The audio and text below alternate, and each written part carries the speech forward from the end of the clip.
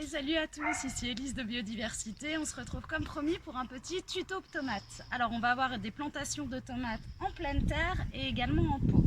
Commençons par la pleine terre. Alors vous voyez, j'ai fait des fosses assez importantes parce que justement la tomate, plus elle va être enterrée et enracinée et plus elle va avoir une partie aérienne solide. Regardez celle que j'ai choisie là, la petite tomate velours, elle commence déjà à faire des fruits.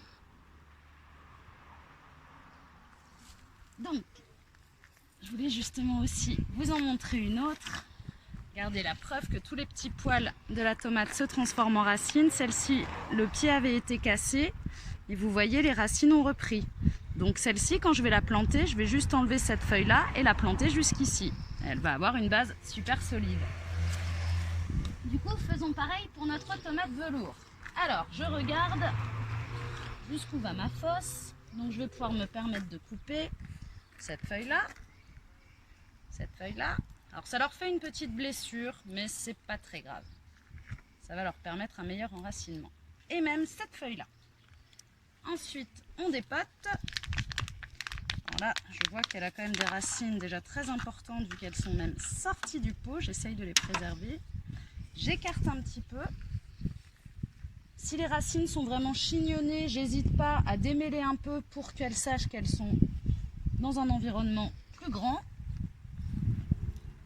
Alors j'ai mis le tuteur avant que vous choisissiez de faire un trépied, un tuteur simple ou même une cage à tomates, dont j'avais un exemple pas très loin, mais que j'ai perdu. Enfin bref, quel que soit le tuteur que vous choisissez, elle est là la cage à tomates. Léo, il filme mais il me le dit pas derrière. Donc la cage à tomates, c'est aussi une bonne solution comme tuteur. Vous allez planter la tomate au milieu, mettre la cage à tomates au moment de la plantation. Après, il n'y a plus qu'à faire repasser les feuilles autour. Et ça permet de bien maintenir notre plant de tomates. Parce qu'il faut savoir qu'au départ, c'est plutôt une liane. Ça va ramper. Vous pouvez aussi choisir de les laisser buissonner, ramper sur le sol. Le problème, c'est que du coup, les fruits se trouvent au contact du sol et que des fois, ils se font un peu manger. C'est pour ça qu'ici, on les tuteur. Donc, j'ai bien installé ma tomate contre son tuteur et on va commencer à remettre la terre. Sauf que les tomates, ça fait partie des légumes qu'on dit gourmands. Gourmands, tout simplement parce qu'ils aiment bien avoir une terre riche. Là, ma terre, elle est pas ouf. On avait remis du broyat, mais c'est quand même pas folichon. Donc vous pouvez mettre du compost. Vous pouvez mettre, nous là, c'est du broyat de végétaux de l'année dernière. Et il y a aussi, si vous avez moins de compost que de surface, comme c'est notre cas ici, vous avez des amendements biologiques que vous allez trouver un peu dans toutes les jardineries. C'est souvent du sang séché, de la corne broyée. Là, c'est un mélange avec des algues. Alors pareil, ça on va en mettre, mais pas beaucoup. Le mieux est l'ennemi du bien. Si j'en mets trop, ça va brûler. Vous voyez, je mets l'équivalent d'une petite demi-poignée et c'est déjà pas mal. Je vais rajouter encore un peu de broyat.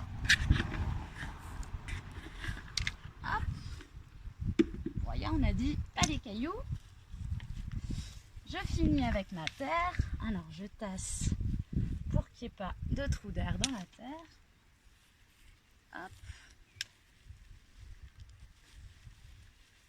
Et après, il ne va plus me rester qu'à arroser. Alors on n'hésite pas à être généreux sur le premier arrosage. Globalement, de toute façon, les tomates, elles vont préférer un bon arrosage une fois par semaine plutôt qu'un petit arrosage tous les jours. Ça va moins leur plaire. Toujours pareil, on n'oublie pas que ce sont les racines qui boivent et non les feuilles, donc on évite un maximum d'arroser le feuillage. Voilà, là j'ai été généreuse. Il faut savoir que l'arrosage de la plantation, c'est pas seulement pour permettre à la plante de boire, c'est également pour permettre aux racines de bien se mettre dans la terre. Ça, c'est pour les tomates en pleine terre. Ce que je vous dis là, c'est valable pour à peu près tous les légumes, le fait de ne pas hésiter à planter profondément. En tout cas pour tous les solanacées, donc ça va concerner les aubergines, les poivrons, les piments, même les patates. Enfin les patates en général on part du plant de patates, donc c'est pas pareil.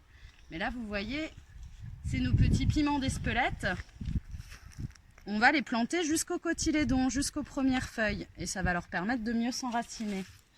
Pour tout ce qui est cucurbitacées, donc courgettes, courges, concombres, normalement, on déconseille de trop enterrer ce qu'on appelle le collet parce que ça peut créer des pourritures. Mais là, regardez, vous pouvez constater que jusqu'aux cotylédons, alors les cotylédons là ils ont fini leur vie de première plante, jusqu'aux cotylédons ça me fait des racines. Et là vous voyez, on voit même avec cette courgette que là elle me recrée 3 nouvelles racines. Donc évidemment à la plantation je vais aller jusque là. Et ça faut regarder en fonction de vos plantes. N'hésitez pas à nous demander conseil, à nous envoyer des petites photos, des petites vidéos. On sera ravis d'essayer de vous répondre au mieux. Donc là, j'ai arrosé, on a à peu près tout. On va juste rajouter du paillage. Alors du paillage, dans paillage, on entend paille, mais en fait, ça consiste à mettre n'importe quelle matière organique sur le sol. Pourquoi? Pour 3 raisons. Pour maintenir l'humidité, pour nourrir le sol peu à peu, parce que ça, finalement, ça va permettre à tous les petits animaux de se nourrir, et pour limiter la repousse des herbes folles. Alors, il n'y a pas de mauvaises herbes, hein, mais si on limite certaines plantes dans notre potager, c'est tout simplement parce qu'elles vont prendre les nutriments destinés à notre culture. C'est pour ça qu'on les enlève et qu'on les appelle des fois les mauvaises herbes. Mais ce n'est pas vrai, il n'y en a pas de mauvaises. On en profite pour vérifier qu'il n'y a pas de petits coquins. Je vous avoue qu'on en chasse beaucoup en ce moment. Alors il y a plein de solutions contre les escargots et les limaces, mais c'est vrai que la chasse le matin et le soir, le compostage en direct, c'est des choses qui fonctionnent bien. Passons maintenant à la plantation en pot. Si vous êtes sur balcon par exemple, alors, vous voyez, dans un joli pot comme ça, on peut largement mettre une tomate. Là, ça c'est une tomate rose de Berne, donc c'est quand même des grosses tomates. Et qu'on va pouvoir accompagner en plan de campagne d'un œillet d'Inde et d'un petit basilic réglisse. Alors allons-y, c'est parti. Donc de la même manière, là j'avais déjà enlevé les feuilles, mais vous voyez, je vais la planter jusque là, ma petite tomate. Hop. Alors, j'ai déjà planté, vous voyez, le tuteur, mais je le remettrai mieux après. Donc là, la terre que j'ai choisie, c'est un terreau de chez Loreki. Loreki qui est un producteur de terre locale et qui fait des très bons terreaux. Il récupère la plupart de nos matières vertes des villes et des paysagistes du Pays Basque. Ils ont des versions bio et des versions pas bio. Nous, bien sûr, on a pris la version bio. Alors, je n'hésite pas à aller bien profondément, sans trop en mettre partout. Hop. Voilà, j'aurais même pu la descendre encore un petit peu plus, mais on va dire qu'on est pas mal, parce que je vais remettre un petit peu de terre à la fin. Là, j'ai ma tomate à côté du tuteur. D'ailleurs, je ne vous ai pas accroché l'autre, je vous montre après. On va prendre ensuite notre petit œillet d'Inde. Alors l'œillet d'Inde, en plus d'être joli, de faire des fleurs pendant des mois et des mois, ça a aussi 2 intérêts. Ça va attirer les insectes pollinisateurs grâce à ses fleurs et surtout en fait dans ses racines ça diffuse une substance appelée le thiophène et qui va repousser nématodes, alerodes, tous les petits vers qui ont tendance à manger un petit peu les racines de nos plants. Donc là vous voyez, je déchignonne les racines, je les démêle un peu pour leur indiquer qu'elles vont avoir plus d'espace. Parce que si elles sont trop emmêlées, ça va continuer à tourner et du coup ça n'aura servi à rien de les rempoter. Hop, j'hésite pas à aller pareil jusqu'aux premières feuilles, jusqu'au cotylédon. Alors ça c'est valable surtout pour les plantes d'annuelles. Hein. Pour les plantes vivaces, il faut faire attention au collet, à la limite entre la tige et la racine, parce que si on enterre le collet, ça peut créer des moisissures. Ça c'est vraiment pour les annuelles qu'on va pouvoir les enterrer un peu plus pour favoriser l'enracinement. Et je vais mettre de l'autre côté mon petit basilic réglisse, qu'il est beau et qui commence déjà à fleurir. Alors quand les basilics ils fleurissent comme ça en début de saison, ce que vous pouvez faire, regardez, vous coupez juste le sommet à l'intersection. Hop, hein, vaut mieux le faire avec des ciseaux parce que des fois c'est un petit peu difficile. Et comme ça, les 2 feuilles latérales, elles vont repousser. Et avec ça, vous pouvez faire de la salade, de l'infusion. Les sommités florales sont comestibles aussi. Et donc je me fais mon petit trou pour mes basilics. Pareil, je vais pouvoir enterrer un peu plus. Hop. Et ce qui est bien, c'est que le basilic, il n'aime pas avoir trop de soleil. Donc le fait de le mettre à l'ombre de la tomate, ça va le préserver des fortes chaleurs. Parce que là, en termes de croissance, la tomate, vous allez voir qu'elle va très très vite grandir. Une fois qu'elle a un pot plus grand. Parce que là, c'est la pleine saison, elle a du soleil, de la chaleur. Donc elle grandit, c'est un peu son projet. Hop, je déchignonne les racines de mon basilic aussi. Je le mets en dessous. Et oui, pour l'instant, tu es presque plus grand que la tomate. Mais ça va pas durer une coucou. Hop. J'enterre un peu.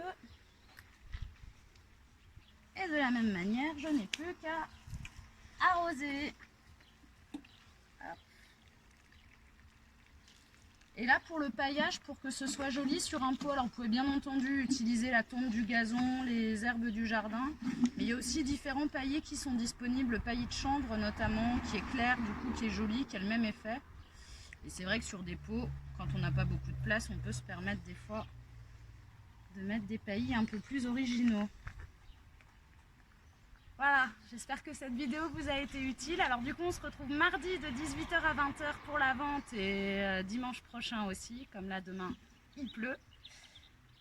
Je vous fais des gros bisous et à très vite!